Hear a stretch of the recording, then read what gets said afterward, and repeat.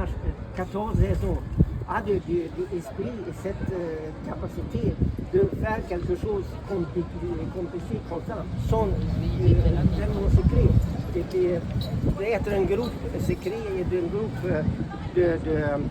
d'espionnage, c'est tellement compliqué de cette toujours été. On a réussi. Pourquoi exactement ils sont... c'est après cet attentat, je pense, contre les voitures ou le restaurant.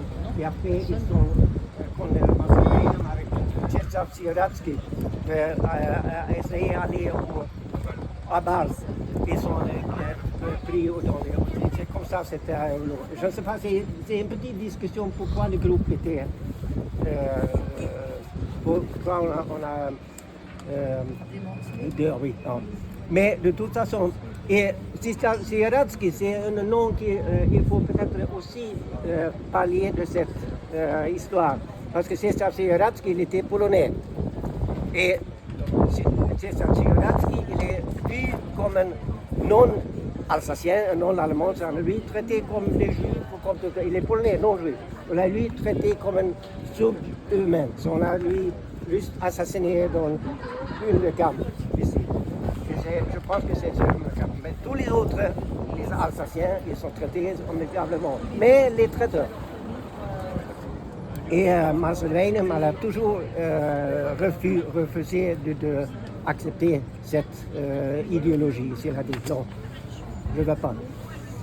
Et j'ai pensé peut-être pour une des activités qu'on peut faire là, c'est par exemple créer une pièce de théâtre, parce que je pense qu'on peut trouver les mots pendant les tribunaux presque exactement, je pense que c'est exactement documenté. Je pense qu'on peut, et ça peut être intéressant si on peut faire quelqu'un qui peut faire une bonne pièce de théâtre, on peut faire comme une activité là. J'espère.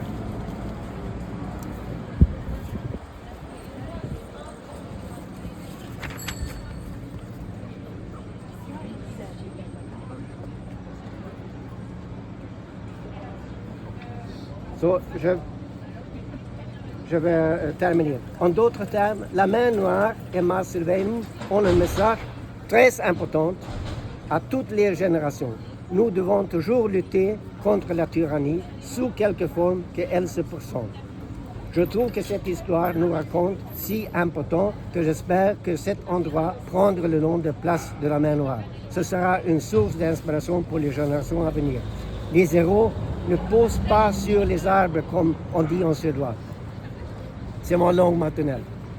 Alors, faisons-les connaître par nommer cette place de la main noire, en hommage particulièrement à Marcel Weynen. Et maintenant, je donne le mot à Dr. Joel Federman qui fait entrer exactement au bon moment. Juste à temps. Hein. C'est une grande émotion qui nous étreint. Et donc, une des questions, c'est quelle est la relation que nous instaurons aux émotions? Est-ce que ce sont les images des réseaux sociaux aujourd'hui qui suscitent des émotions? Est-ce que ce sont des images de violence qu'on voit fleurir sur Internet? Ou est-ce que c'est la relation à l'histoire? La relation à l'histoire, c'est quand on est convoqué comme homme ou femme, comme mensch, quand on est convoqué à s'interroger sur le sens de notre incarnation, de notre présence au monde. On va, au dernier moment de sa vie, convoquer sa mère, maman, moins papa. On va, quand on fait l'expérience de mourir et de revenir à la vie, on dit qu'on voit défiler sa vie. Et si on voit défiler sa vie, quelles sont les étapes qui nous marquent? On peut poser la question aujourd'hui aux Russes et aux Ukrainiens. On peut poser la question aux Israéliens et aux Palestiniens. Quel est leur narratif? Quelle est leur histoire? Comment ils la portent? Eh bien, on est convaincu, Ariel, on est convaincu au Cercle Tafel et au MRAP, et on est convaincu au Collège Saint-Étienne, que cette inscription dans l'histoire, elle se fait par la culture. Et elle se fait par l'enseignement, la transmission d'une histoire, mais qui ne peut pas être toujours l'histoire écrite par les vainqueurs. Ça ne peut pas être l'histoire écrite par les vainqueurs, et on a l'exemple ici en Alsace et en Allemagne de ce livre d'histoire franco-allemand qui a été rédigé il y a 20 ans et qui porte le même texte sur le regard des Allemands et des Français sur l'histoire du monde et l'histoire de l'Europe. Ce livre s'arrête à la guerre en ex-Yougoslavie. Mais jusque-là, ils se sont mis d'accord sur la Shoah notamment et sur la participation des Allemands au nazisme. Howard Zinn, un historien américain, qui s'est intéressé à l'histoire vue par le peuple, par les gens des terrains, par les banlieues chez nous. Comment les gens des banlieues voient l'histoire? Est-ce qu'ils ont les mêmes dates significatives que nous? Est-ce qu'ils s'intéressent ou sont sensibles à la décapitation de Marcel Weinum le 14 avril 1942? Peut-être pas, mais il ne s'agit pas de se décourager si ce n'est pas le cas. Howard Zinn, il a écrit « Tant que les lapins n'auront pas d'historien, ce seront les chasseurs qui écriront l'histoire. » Et donc un des devoirs des militants, des politiques, des enseignants, c'est de pouvoir,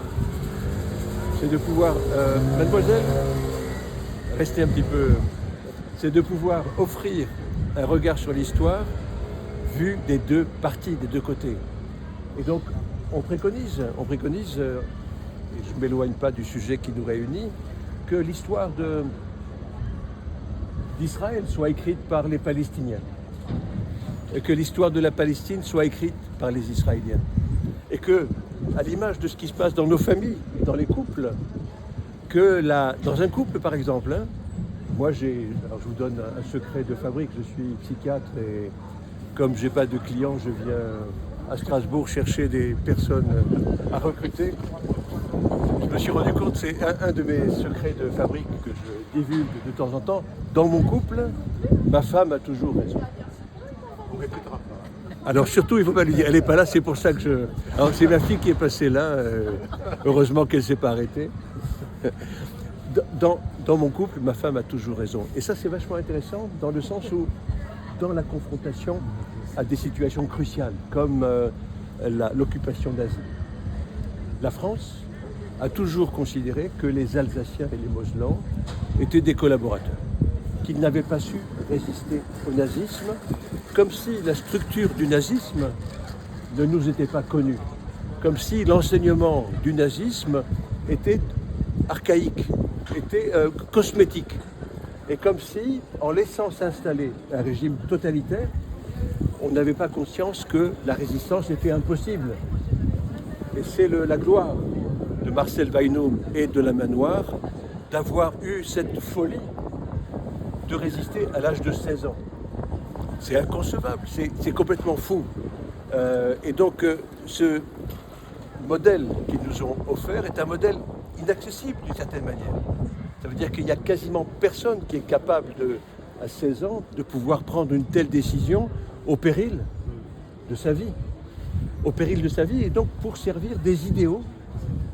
Alors je ne sais pas si on dit supérieurs, mais en tout cas des idéaux probablement universels et intemporels, qui sont la source de l'enseignement que Marcel Weinum et la main noire nous offrent de manière perpétuelle, c'est-à-dire à quoi sommes-nous attachés? Alors, je pense aux djihadistes, les djihadistes qui se font sauter dans le cadre d'attentats qu'on appelle terroristes.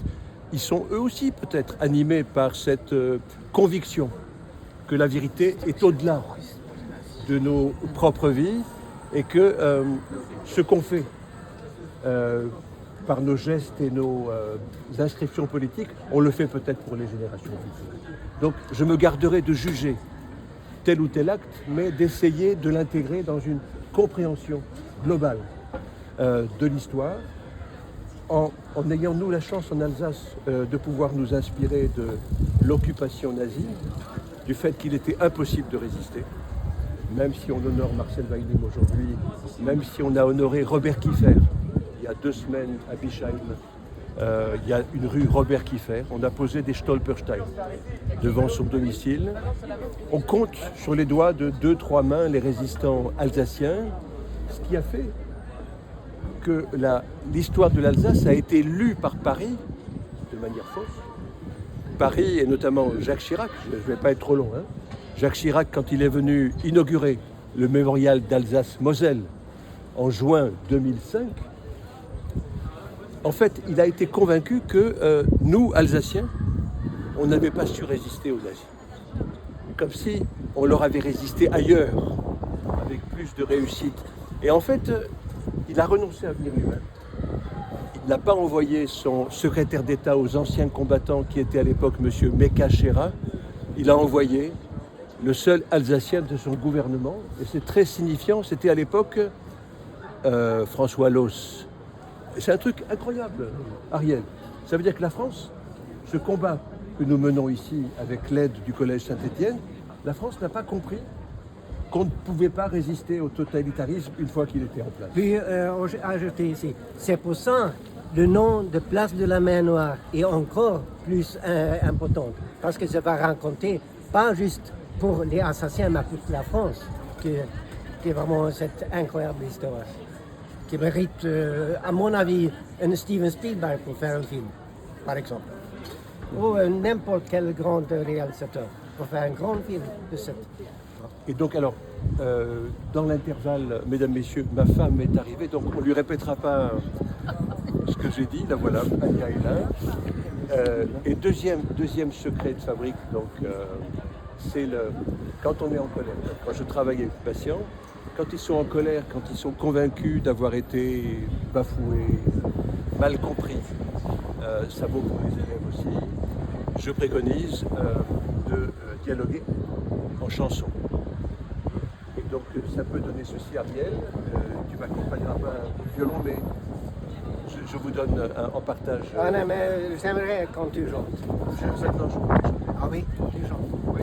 Puis je vais juste prendre juste Pas de souci.